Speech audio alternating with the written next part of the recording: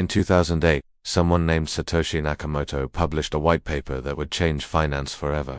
9 pages describing a currency that didn't need banks, governments, or trust in any central authority, Bitcoin, a system built on code instead of promises. And within a decade, it sparked a revolution. Thousands of cryptocurrencies, billions of dollars in market value, a movement of people who believed traditional money was broken beyond repair. But here's what almost nobody talks about. The reason Bitcoin exists, the reason millions of people lost faith in the dollar, the euro, the peso, the reason we even needed an alternative. All of that was predicted by a Muslim scholar in the year 1095, nearly 1,000 years before blockchain, before central banks, before fiat currency even existed. His name was Abu Hamid Al-Ghazali, and what he wrote about money, trust, and the collapse of civilizations explains why your savings feel worthless, why inflation keeps accelerating, and why people are fleeing into assets they barely understand, just to escape the system. Most people, when they think about economic philosophy, they picture Adam Smith, maybe Karl Marx if they paid attention in school, Aristotle if they're feeling classical. But there's a quieter truth hiding in the medieval world, a truth Western textbooks rarely mention. Long before capitalism, long before anyone coined the term inflation, a scholar in the Islamic Golden Age issued a warning that still echoes through every financial crisis today. He said that when money loses its moral compass, societies rot from the inside out, and judging by the world we live in, he understood us better than we'd like to admit. Welcome to the Financial Historian, where money, power, and history collide, and nothing is ever as simple as it looks. To understand Al-Ghazali, you have to step into a world that feels both familiar and impossibly foreign. The year is around 1100 CE. Europe is fragmented, poor, crawling out of the wreckage of the Dark Ages. Peasants farm mud, knights fight over scraps of land. Knowledge is locked away in monasteries. But the Islamic world, completely different story. It stretches from Al-Andalus in Spain, all the way to Persia and beyond. Its cities are wealthy, sophisticated, crowded with merchants and scholars. Baghdad, Damascus, Cairo. These aren't just cities, they're financial and intellectual powerhouses. Trade routes pulse with caravans carrying silk, spices, textiles, silver, gold. Scholars debate philosophy, law, astronomy, medicine in languages Europe hasn't even translated yet. The markets are busy, the empire is rich, and wealth is transforming society faster than anyone can fully process. In this world of booming commerce and rising inequality, a thinker emerges, part philosopher, part jurist, part theologian, part economic critic. Think of him as someone who could explain both the purpose of the soul and the mechanics of a currency system without breaking stride. Abu Hamid Al-Ghazali, born in 1058 in Persia, by his mid-30s he held one of the most prestigious teaching positions in the Islamic world, respected, influential, secure. But what made him unique wasn't the prestige, it was his refusal to accept what everyone else took for granted. He looked around and saw a society obsessed with accumulation, markets expanding, wealth concentrating, and yet something felt fundamentally wrong. The economy was thriving outwardly but decaying inwardly. People were getting richer but not wiser, more prosperous but less stable. You don't have to try hard to see the modern parallel. Al-Ghazali began asking a question few had dared to ask. What happens when a civilization gets rich faster than it gets wise? When wealth grows but meaning shrinks? When the tools meant to serve society start to control it instead? And to answer that question, he turned his attention to the one thing everyone wanted but nobody truly understood: money itself. What he wrote in 1095 explains why your money feels worthless today, why trust in institutions keeps collapsing, why people are pouring savings into Bitcoin, gold, real estate, anything that feels more real than the paper promises governments keep printing. But to understand why he was right, you need to see what he was actually warning us about. And what he discovered about money would make every central banker in the world deeply uncomfortable. Because the world he lived in wasn't so different from ours, it just hadn't collapsed yet. Picture this: the Islamic Golden Age at its height. Not the romanticized version you see in documentaries, but the messy, complicated, economically explosive reality of it. Cities crammed with people from a dozen different cultures, markets running day and night, merchants making fortunes, scholars writing books that wouldn't be matched in Europe for centuries, and underneath it all, the same tensions we see today. Wealth concentrating at the top, inequality widening, political fragmentation increasing, rulers fighting for legitimacy, local governors squeezing populations for more revenue. the machinery of empire straining under its own weight. This wasn't a fairy tale. This was a society dealing with the consequences of rapid economic growth, and Al-Ghazali was watching it all unfold from the inside. He wasn't an outsider looking in. He was part of the elite. He had access, he had status. He taught at the Nizamiya Madrasa in Baghdad, one of the most prestigious institutions in the world. Think of it like holding a chair at Harvard, Oxford, and the Federal Reserve simultaneously. That level of influence. Students came from across the Islamic world to study under him. His opinions mattered. His writings circulated among scholars, judges, administrators. He had everything a medieval intellectual could want: security, prestige, respect, and then he walked away. In 1095, at the peak of his career, Al-Ghazali left everything. He abandoned his position. He stopped teaching. He gave away most of his wealth. For years, he disappeared into something close to isolation, traveling, writing, thinking. What made a man at the height of his power just walk away? He later described it as a spiritual crisis, a realization that the world he was part of, the institutions he served, the system he helped maintain, all of it was built on something unstable, something that looked solid on the surface but was rotting underneath. He held one of the most prestigious positions in the world. Then he walked away. What he discovered changed everything. When Al-Ghazali returned to writing, his work had shifted. He was no longer just a jurist or theologian. He had become something rarer, a systemic thinker, someone who could see how religion, economics, psychology, and politics interconnected, how each piece influenced the others, how the whole structure held together or fell apart. And one of the things he focused on most intensely was money. This is the part Western education never teaches. When people study medieval Islamic thought, they focus on theology, philosophy, maybe mathematics or astronomy. But Al-Ghazali wasn't just a religious thinker. He was one of the earliest philosophers to analyze money in both moral and systemic terms. Where Aristotle saw money as a practical tool for trade, and later economists would analyze it mathematically, Al-Ghazali examined something deeper. He looked at how money shapes human behavior, how it creates incentives, how it builds or destroys trust, how it determines the fate of entire civilizations. He wasn't interested in abstract theory. He was interested in what actually happens when societies organize themselves around currency, trade, and wealth accumulation, and what he saw terrified him. To understand his economic ideas, you first need to understand how he saw money at its core. For Al-Ghazali, money was never meant to be worshipped. It wasn't meant to be hoarded in vaults or displayed as a status symbol. It wasn't an end in itself. It was a tool, nothing more. A facilitator of exchange. He used a metaphor that cuts through centuries of economic jargon. He compared money to a mirror. A mirror, he said, has no value on its own. You don't want a mirror because the glass is beautiful or the frame is expensive. You want it because of what it reflects, because of what it allows you to see. Money is the same. Its power doesn't come from the gold or silver it's made of. It comes from what it allows people to do. Trade, build, cooperate, create value. It's an idea modern economists love to claim as their own.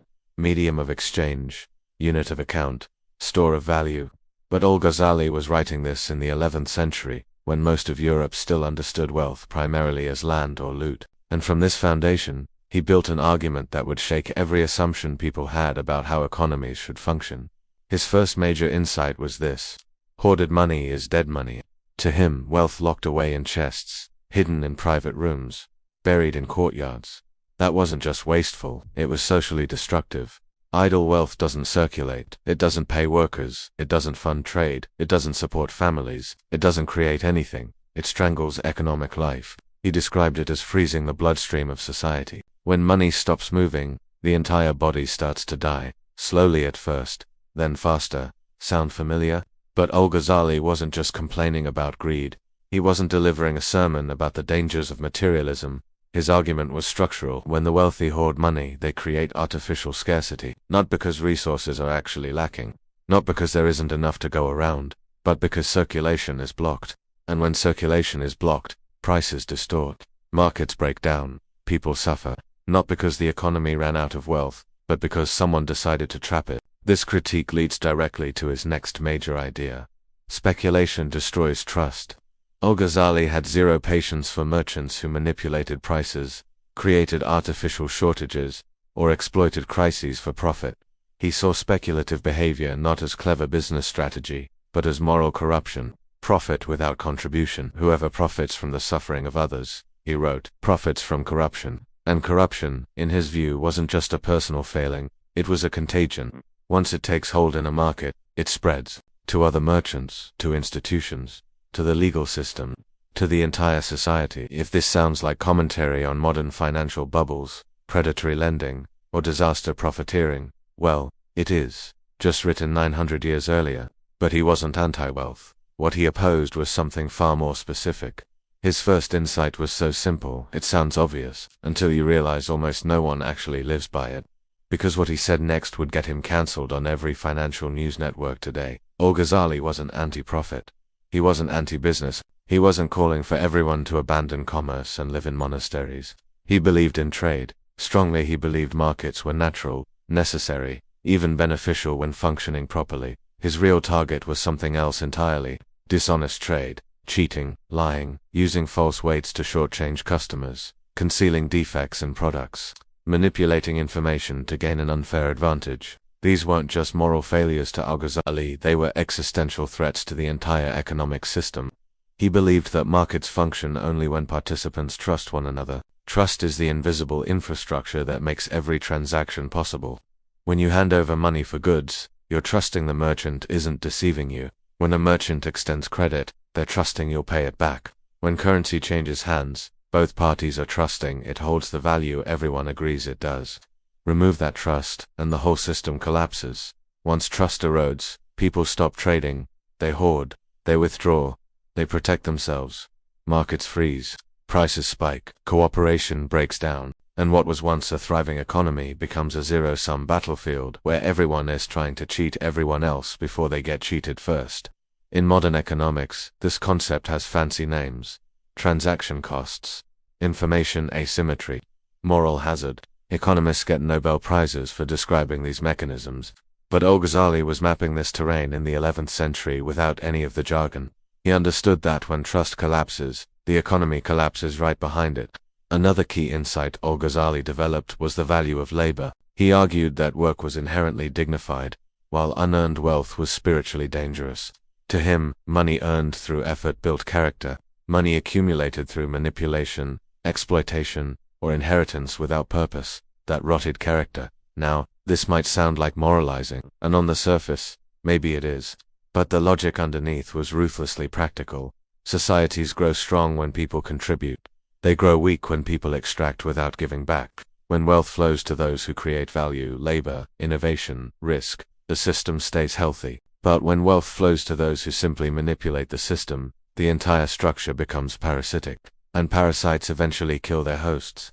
This belief led him to one of his most radical critiques, a critique of state intervention in currency. Medieval rulers, like modern ones, constantly faced budget problems. Wars were expensive, administrations needed funding, loyalty had to be bought, and when tax revenue wasn't enough, many rulers turned to a simple trick. They debased the currency. They'd take gold or silver coins, melt them down, mix in cheaper metals, and reissue them at the same face value. Suddenly, the royal treasury had more coins to spend. Problem solved. Right. Wrong. Al-Ghazali condemned this practice outright. To him, debasing currency wasn't clever fiscal policy, it was theft. It eroded trust in the market. It punished the poor who received these weaker coins and had no way to refuse them. It destabilized the financial system from the top down. He predicted exactly how governments would betray their own people, and he was writing this 900 years before fiat currency existed. He believed the state had a role in maintaining fair markets. Absolutely. Rulers should protect honest trade. They should punish fraud. They should ensure weights and measures are accurate. They should create conditions where trust can flourish, but that role was limited. Leaders should protect the economy, not manipulate it for short-term gain. The moment rulers started using their power to cheat the system, whether through currency debasement, confiscatory taxation, or arbitrary seizures, they were undermining the very foundation of prosperity. He issued a warning that still rings across history. Unjust rulers destroy prosperity faster than any outside enemy. A foreign invader can conquer territory. They can extract tribute. They can even burn cities. But give people time, and they'll rebuild. Commerce will resume. Markets will return. Life continues. But when a ruler betrays his own people, when the institutions meant to protect fairness become instruments of exploitation, trust dies. And when trust dies, it doesn't come back easily. Sometimes it doesn't come back at all. The modern parallel doesn't require explanation. Every time a government prints money to cover deficits, every time central banks manipulate interest rates to prop up failing institutions, every time inflation quietly erodes purchasing power while officials claim everything is fine, Al-Ghazali's warning echoes a little louder. He described it as freezing the bloodstream of society. Sound familiar? His warnings about rulers weren't theoretical. He wasn't writing abstract philosophy in an ivory tower. He was watching it happen in real time. In his lifetime, political fragmentation was accelerating. The unified Islamic empire of earlier centuries was splintering. Dynasties fought for control. Local governors pushed for autonomy and revenue. Competing power centers emerged. And as always happens when rulers feel their grip on society slipping, the first place they tightened their hands was the economy. Some raised taxes to unbearable levels.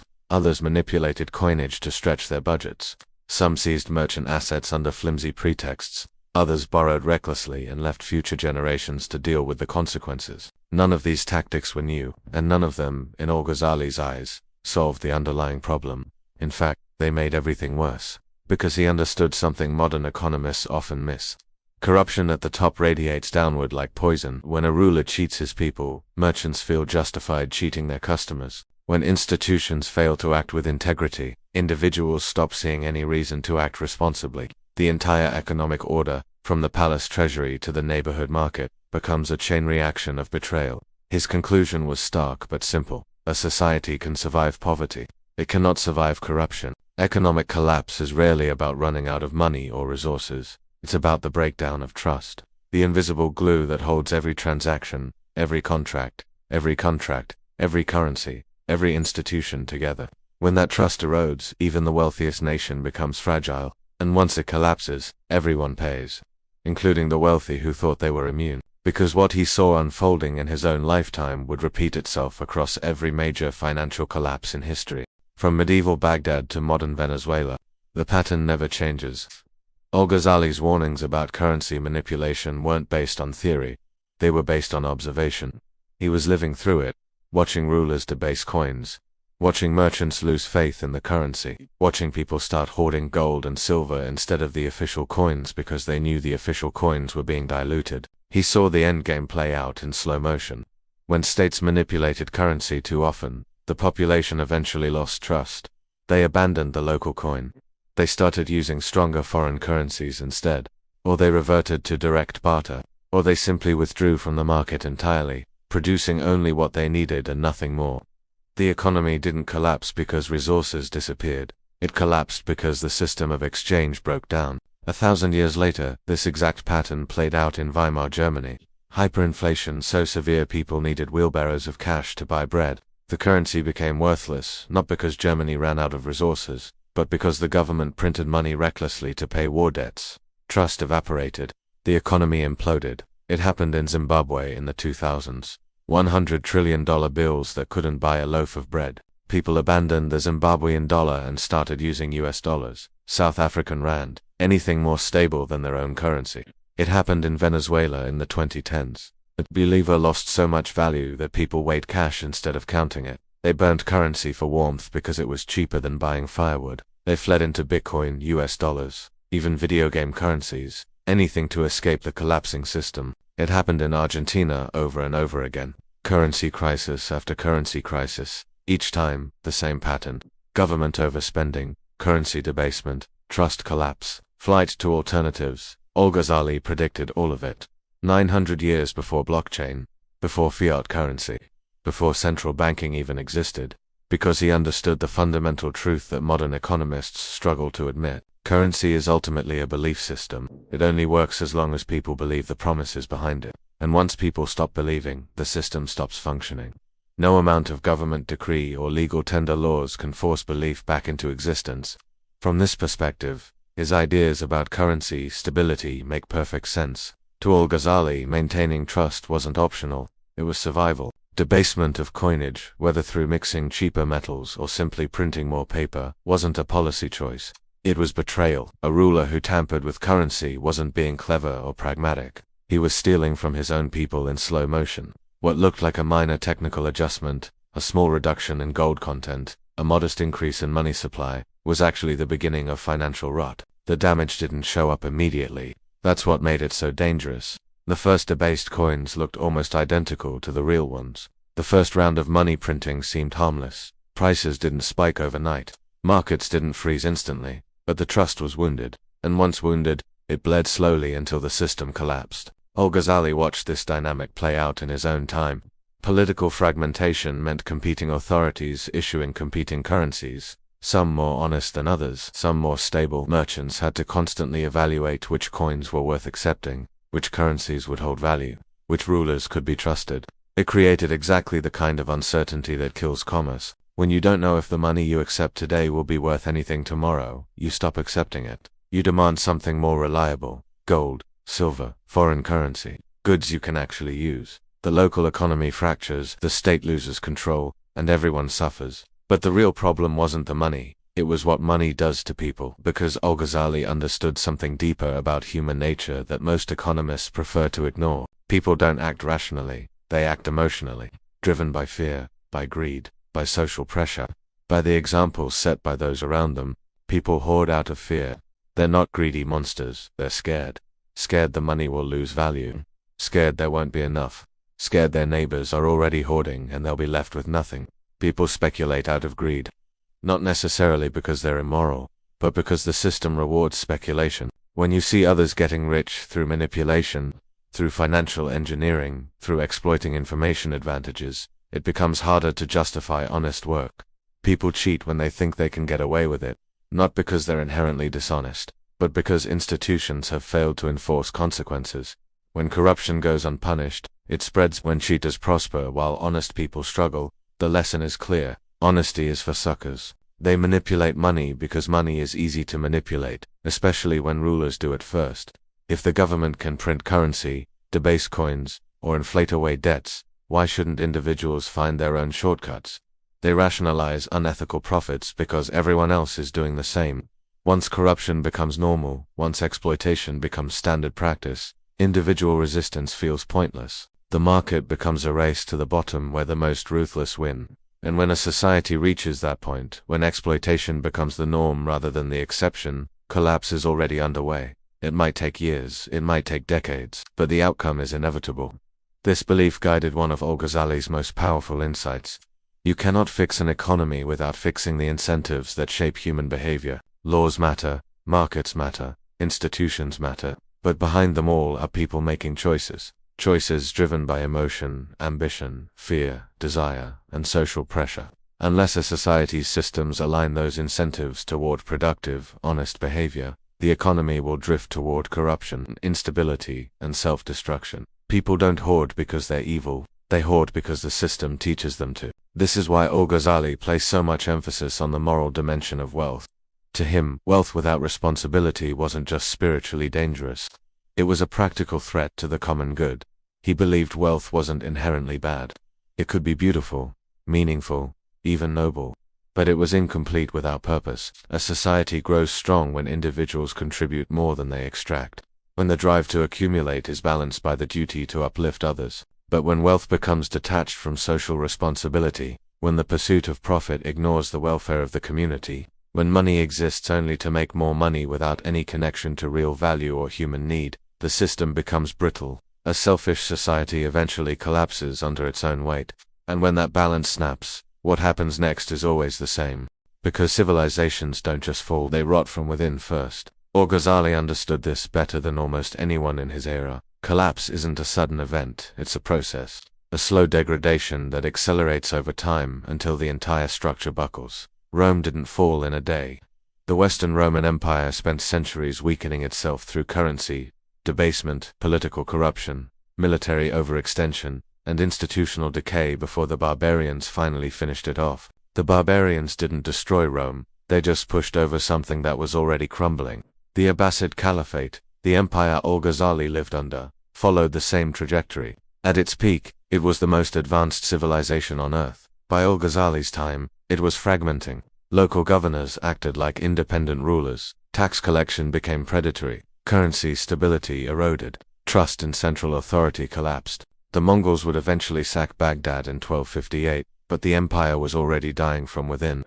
The invasion just made it official. Al-Ghazali saw the warning signs. He watched the mechanisms of decay operate in real time. And what struck him most wasn't the external threats, it was the internal rot. The way societies destroyed themselves through their own choices. He described it in stark terms. When justice is lost, prosperity cannot remain, not because justice is some abstract moral ideal, but because justice is the foundation of trust, and trust is the foundation of everything else. Without justice, contracts mean nothing, property rights become arbitrary, currency loses credibility, markets collapse into chaos. A society can be poor but stable if people believe the system is fair. They'll work, they'll trade, they'll invest in the future. But a society can be wealthy and still collapse if people believe the system is rigged. Because once that belief takes hold, everyone stops playing by the rules. The wealthy hoard and hide their assets. The middle class stops investing. The poor stop working harder because effort doesn't lead to reward. Everyone retreats into self-preservation mode, and the economy, no matter how much wealth exists on paper, begins to implode. This is the pattern Al-Ghazali documented. This is what he warned against. And this is exactly what plays out in every major financial collapse. The 2008 financial crisis wasn't caused by a lack of money, it was caused by a breakdown of trust. Banks stopped trusting other banks. Investors stopped trusting financial institutions. Regular people stopped trusting the system that told them housing prices only go up and mortgage-backed securities were safe investments. When the lies were exposed, when the fraud became undeniable, trust evaporated. Credit markets froze. The global economy nearly collapsed. Not because resources disappeared, but because the belief system holding it together shattered. And what did governments do in response? They printed trillions of dollars. They bailed out the institutions that caused the crisis. They inflated asset prices to create the illusion of recovery. They told people everything was fine while quietly debasing the currency through unprecedented monetary expansion. Exactly what Al-Ghazali warned against. Exactly the pattern he described. Rulers manipulating money to cover their failures while ordinary people pay the price through inflation, reduced purchasing power, and destroyed savings. And when that balance snaps, what happens next is always the same. People lose faith. They start looking for alternatives.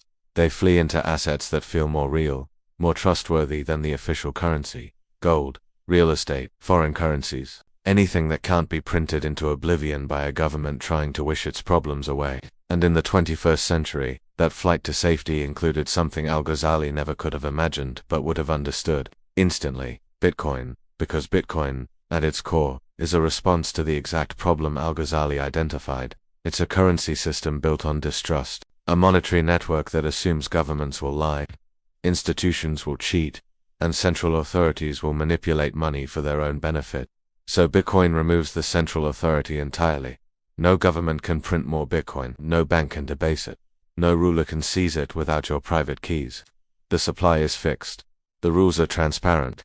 The system operates on math and cryptography instead of promises and trust. It's not perfect, it has its own problems, but its existence, its growth, its adoption by millions of people around the world, all of that proves Al-Ghazali's central thesis.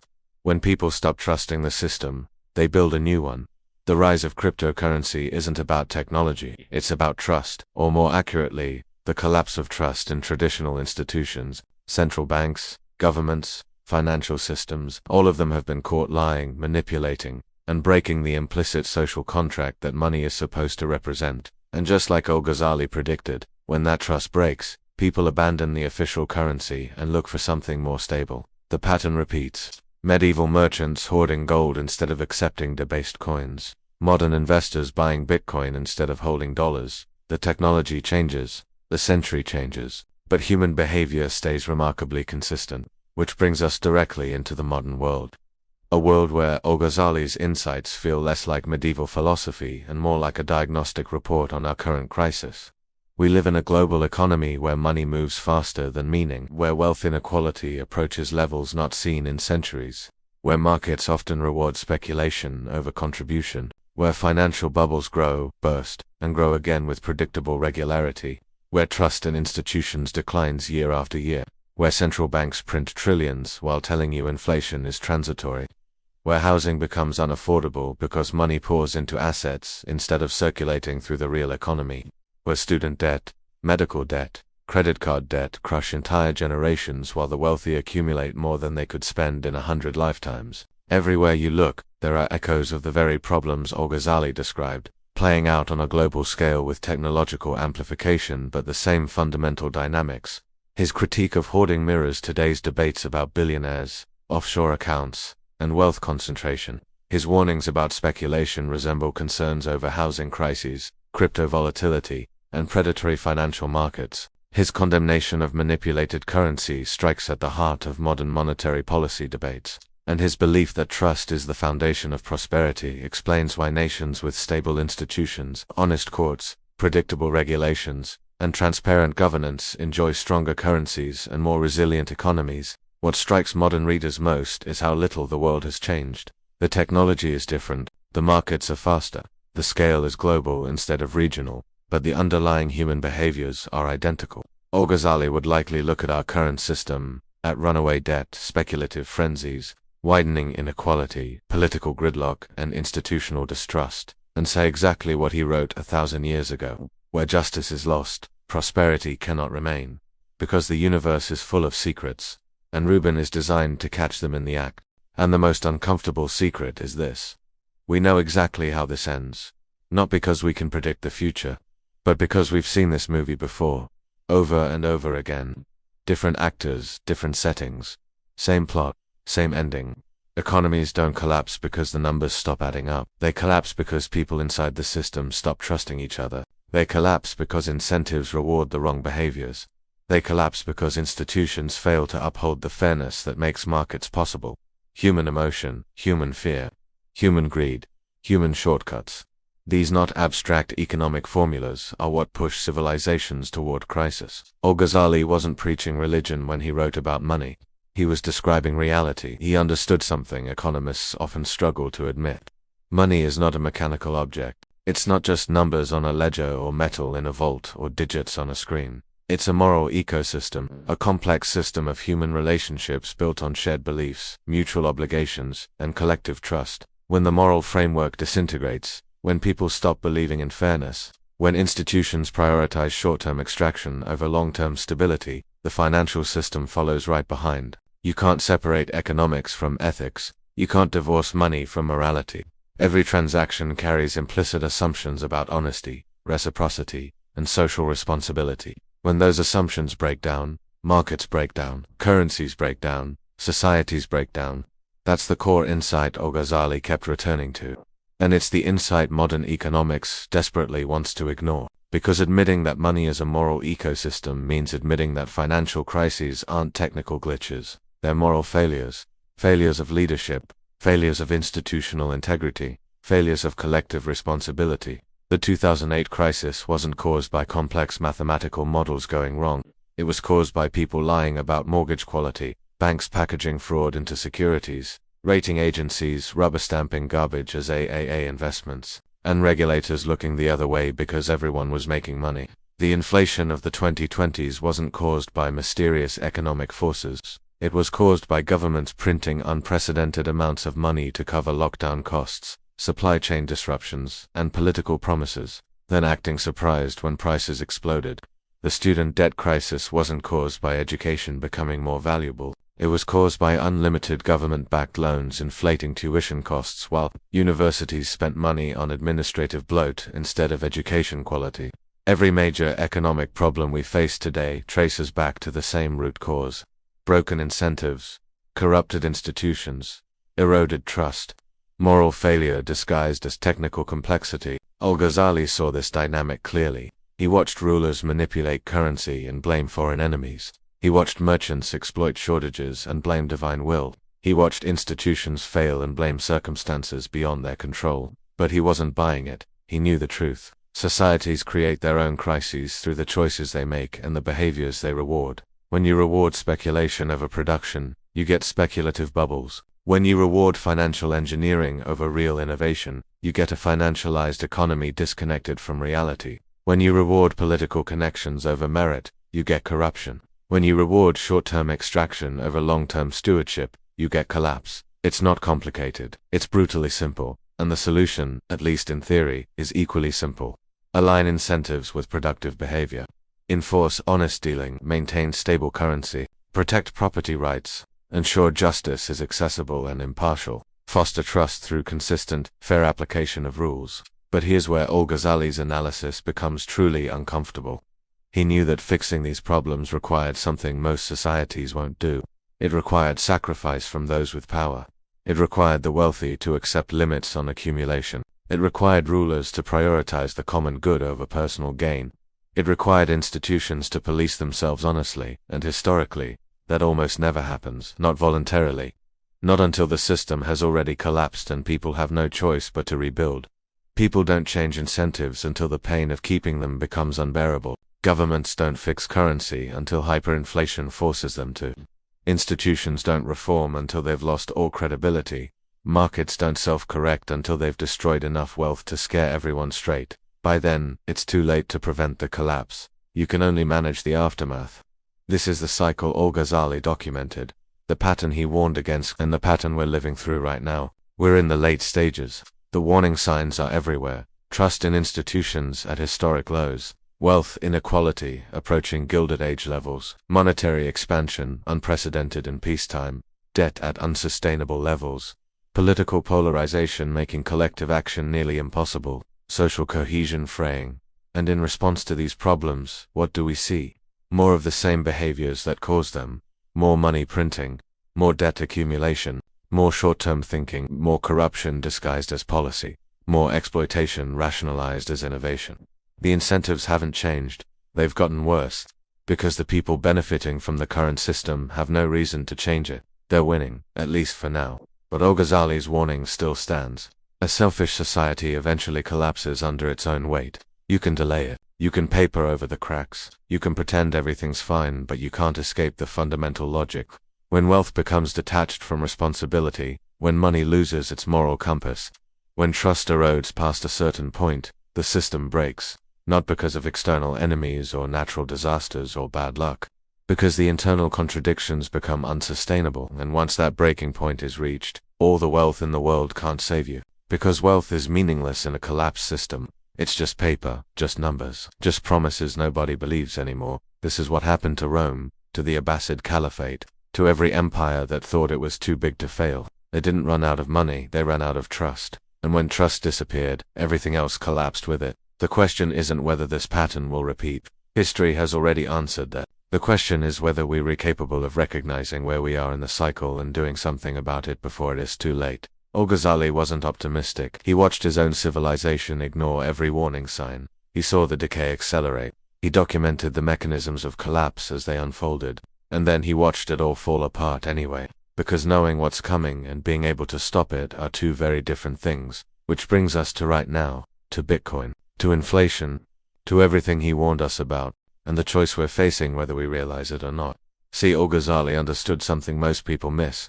The collapse doesn't happen all at once. It's not dramatic. There's no moment where everyone suddenly realizes the system is broken and decides to abandon it simultaneously. It's gradual. Erosion, not explosion. People lose faith slowly. They hedge. They diversify.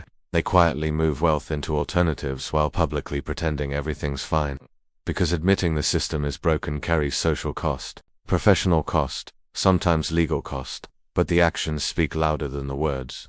When billionaires buy farmland, when central banks accumulate gold, when everyday people flee into Bitcoin, real estate, or foreign currencies, they're voting with their money. They're saying, quietly but clearly, that they don't trust the official system anymore. And this is where Bitcoin stops being just a technology story and becomes a moral one. A story Al-Ghazali would recognize immediately. He would look at Bitcoin and understand it in an instant. Of course, when people stop trusting the rulers, when governments debase the currency, when institutions lie and manipulate, when the social contract breaks down, people build alternative systems. They always have. Medieval merchants used foreign coins when local currency became worthless. Colonial Americans used Spanish silver when British currency was debased. Modern Venezuelans used dollars when the bolivar collapsed. Lebanese citizens use crypto when their banks froze accounts. The technology changes. The specific mechanism varies. But the impulse is identical. When the official system betrays you, you find something else, something harder to manipulate, something that can't be printed into oblivion or seized arbitrarily. Bitcoin is just the latest iteration of a very old pattern. And the fact that it exists, that it grew from nothing to $1 trillion market, that millions of people worldwide have adopted it despite government warnings and media skepticism, All of that proves Al-Ghazali's thesis. Money is a belief system. And when belief collapses, people find something new to believe in. But here's the uncomfortable part. Bitcoin alone doesn't solve the underlying problem. It's a symptom, not a cure. An escape hatch, not a solution. Because the real issue isn't which currency you use, it's whether the society organizing that currency operates with justice, integrity, and responsibility. You can switch from dollars to Bitcoin, from gold to silver, from one system to another. But if the moral foundation is rotten, the new system will eventually corrupt too. Al-Ghazali understood this. He wasn't looking for the perfect currency or the ideal economic system. He was looking for the moral framework that would prevent any system from collapsing into corruption. And his answer was clear. You cannot separate wealth from responsibility. You cannot divorce economics from ethics. You cannot build a stable society on greed, manipulation, and exploitation, no matter how sophisticated your technology becomes. That lesson applies today just as much as it did in 1095, maybe more. We live in a world with extraordinary technology, instant global communication, distributed ledgers, artificial intelligence, financial instruments so complex even their creators don't fully understand them. We can move billions of dollars across continents in seconds. We can track every transaction. We can model economic outcomes with unprecedented precision. And yet, we're facing the same fundamental problems Al-Ghazali identified 1,000 years ago. Wealth concentration, currency instability, institutional corruption, trust collapse, speculative excess. Societies getting richer while getting weaker. The technology has advanced. The moral framework hasn't. That's the gap Bitcoin can't bridge. That's the problem blockchain can't solve. That's the crisis no amount of innovation will fix. Because at the end of the day, every economic system is just a collection of human beings making choices, and if those choices are driven by short-term greed, if incentives reward exploitation, if institutions fail to enforce fairness, the system will fail. Doesn't matter what currency you use, doesn't matter what technology you adopt. The collapse is built into the behavioral incentives, not the technical specifications. Al-Ghazali spent his life trying to communicate this truth, trying to show people that economic stability requires moral discipline, that prosperity depends on justice, that wealth without wisdom leads to ruin. Some listened, most didn't, and the civilization he lived in eventually collapsed, just as he feared it would. Now here we are, same pattern, different millennium. And the question is whether we'll listen this time, or repeat the cycle once more. The warning signs are flashing. Inequality widening. Currency debasing. Trust eroding. Speculation accelerating. Institutions failing. The mechanisms of decay operating in plain sight. And in response, we see people doing exactly what Al-Ghazali described. The wealthy hoarding. The desperate speculating. The institutions manipulating. The rulers lying. Everyone acting in self-interest because the system rewards self-interest and punishes cooperation. Bitcoin exists because people saw this coming, because they understood, at least intuitively, that the traditional system was betraying them. They didn't need to read Al-Ghazali to feel the trust collapsing. They just needed to watch their savings lose value, their opportunities disappear, their institutions fail, and they built an alternative, an imperfect one, a controversial one, but an alternative nonetheless. Whether Bitcoin succeeds or fails in the long run almost doesn't matter. Its existence proves the diagnosis was correct. The patient is sick. The system is failing. And people are looking for exits. The real question is what comes next. Do we fix the underlying problems, the broken incentives, the corrupted institutions, the eroded trust? Or do we just shuffle from one failing system to another, always one step ahead of collapse, but never addressing the root cause? Al-Ghazali would tell us the answer is obvious, but difficult. You fix it by rebuilding the moral foundation, by aligning wealth with responsibility, by enforcing honest dealing, by ensuring justice is real, not rhetorical, by creating incentives that reward contribution over extraction. You fix it by doing the hard work of building trust again, one transaction at a time, one institution at a time, one choice at a time. But that requires sacrifice. It requires the powerful to accept limits. It requires everyone to prioritize long-term stability over short-term gain. And historically, that almost never happens until after the collapse forces it. So here we are, 900 years after Al-Ghazali wrote his warnings, living through exactly the pattern he described, watching the same dynamics play out with modern technology but medieval psychology. And we have a choice. Not a comfortable one, not an easy one, but a choice nonetheless. We can keep pretending everything's fine while quietly hedging our bets. We can keep exploiting the system while it lasts. We can keep trusting the institutions that have already betrayed us. We can keep believing the promises that keep getting broken. Or we can face the uncomfortable truth Al-Ghazali documented so carefully, that when money loses its moral compass, societies rot from the inside out. That trust, once broken, doesn't repair itself. That collapse is a choice, not a destiny. History doesn't repeat, but if you don't understand it, it'll crush you all the same. This 900-year-old philosopher predicted Bitcoin, not the technology, but the need for it. The desperation that would drive millions of people to abandon traditional currency and seek alternatives. He saw it coming, he wrote it down, he warned us. Nobody listened.